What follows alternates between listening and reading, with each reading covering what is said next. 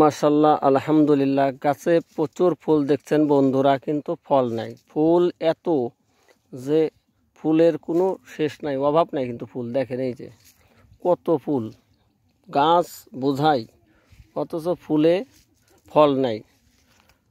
কি হয়েছে এবার সিমে আল্লাহ জানে।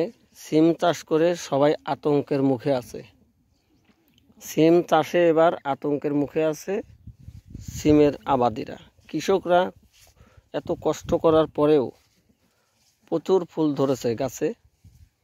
আল্লাহ তাআলা ফুল দিয়েছে, ফল টুকটাক হয়তো বেশি করে উঠবে, সেখানে ফল উঠতেছে স্বাভাবিক। 1 বিঘা জমিতে 1 মণ ফলও তোলা যাচ্ছে না। তারপরেও আবার ফুলে কলি আসে, কিন্তু টিকছে না। হয়তো ফুল আছে প্রচুর। যারা এই সিম চাষে আগ্রহী তারা করে ফেলেছে।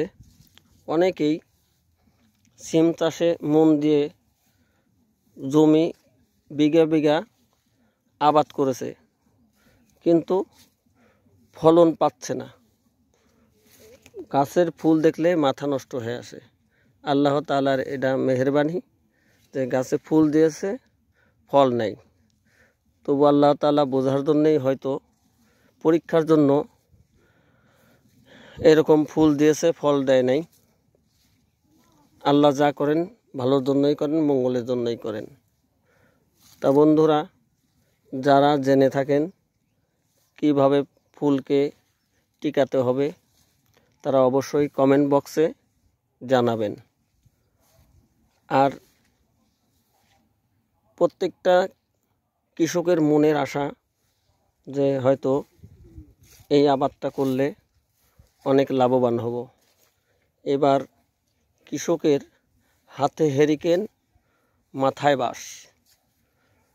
তাতে সিমের চাষে সারে সর্বনাশ। কেউ এই ক্ষতিপূরণ তুলতে পারবে না।